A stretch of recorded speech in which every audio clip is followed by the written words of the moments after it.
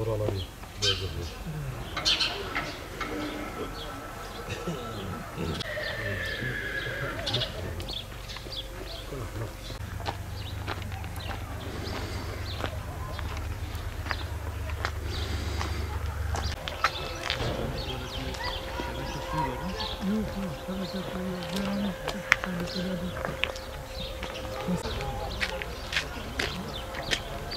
Bir kişi olmaz zaten.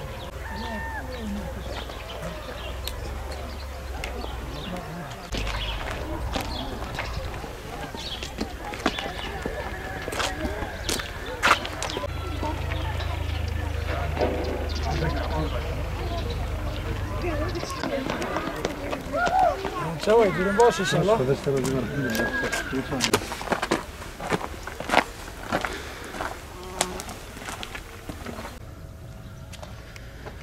Konuşma gerekirse konuşalım.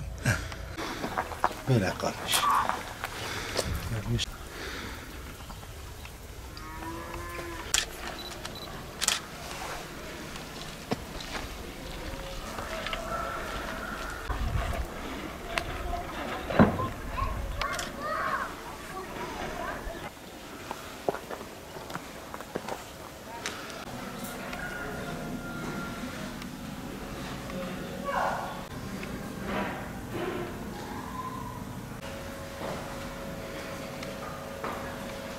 Çay boş inşallah.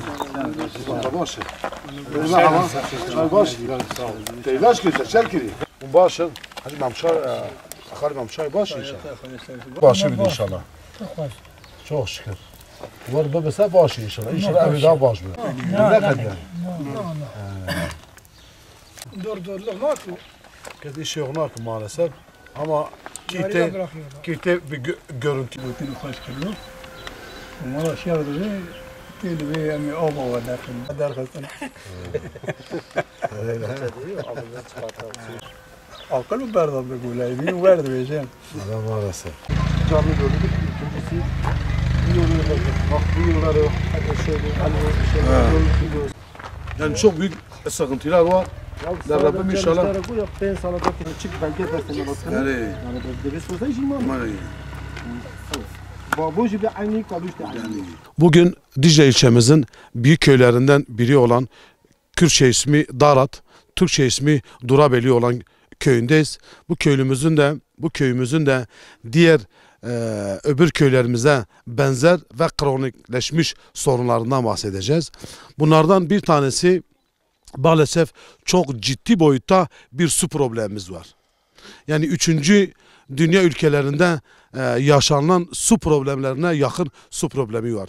İnsanlar burada, birçok insan, bayanlar sularını komşularından ve daha uzak yerlerinden bidonlarla sularını eve taşımak zorunda kalıyorlar.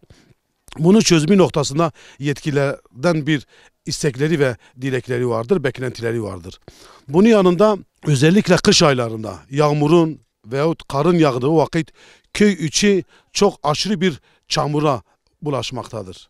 Şu anda aldığınız görüntülerde de göreceksiniz. Köyün içinde hiçbir sokakında, hiçbir mahallesinde maalesef 1 metre dahi söylesek kilitli parke taşı olayı yoktur. Köylerin öyle bir talebi vardır. Bunun yanında biliyorsunuz eğitimle alakalı çocuklarımızın okula gidebilmesi için ulaşım sorunlarının ortadan kalkması lazım. Durabeli köyümüz yaklaşık olarak 200 hanede yakın bir köydür ve dağınık büyük bir köyümüzdür. Maalesef okulumuzun etrafındaki çocuklar okula rahat gelip gidiyorken ama köyün etrafındaki okula uzak olan takriben 1,5-2 kilometreyi bulan mesafedeki evlerimiz var. Buradaki çocuklarımızın okula gidip gelebilmesi için servis sıkıntısı var. Buradan yetkililere sesleniyoruz. Artık bu belediye mi olur, ilçe Milli Eğitim Müdürlüğü mü olur? Bu sorunun da en kısa zamanda halledilmesini bekliyorlar. Bunun yanında arkamızdan belki gördüğünüz caminin kadrolu imamının olmasına rağmen köyün lojmanının olmamasından ötürü buraya imam gelmemektedir. Ve buradaki köylülerimiz halkımız bu mağduriyeti de yaşıyorlar. En azından yetkililerin yardımı ile bir lojman yapılıp kadrolu imamın buraya gelmesi ve bu sorunun da ortadan kalkmasını istiyorlar. Bunun yanında çok ciddi bir altyapı eksikliği vardır, problemi vardır. Yani buradaki vatandaşlarımızın evindeki akan atık su bir başka komşusunun bahçesine veyahut evine veyahut kapısının önünde gidiyor ve bu ister istemez bazı noktalardan sonra ciddi sorunlara da neden oluyor.